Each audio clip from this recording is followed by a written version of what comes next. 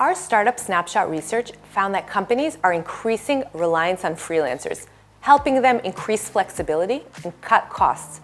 Over a third of startups reported that less than 50% of their employees are on their payroll full-time. That's over 50% of the workforce being freelance. So it's interesting for me to hear from our partners at Fiverr how this growing reliance on freelancers is affecting organizational structure. How are startups managing these new types of teams today?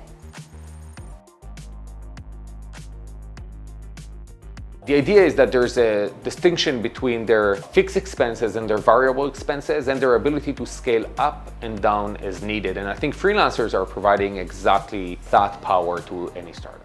Talent is very much distributed around the globe. And the ability to provide access to this talent is something very powerful, which I think more and more companies are seeking. If anything, this past year of the pandemic has proven that this could be very effective means of running an organization.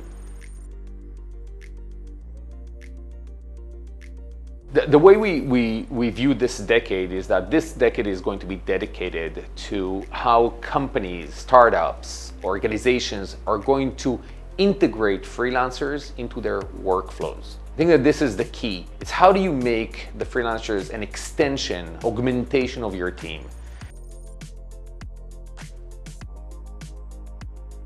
In Fiverr, we have more than 500 categories. From operational teams, product team, marketing teams, analytical teams, companies will take a strategic step deciding what are they keeping within the company and what do they outsource. It's more of a mindset to understand that you don't need to keep everything within the organization and control everything, because you benefit a lot from the agility and the ideas that you get from all around the world. Companies that will do that, I think, will be ahead of their game.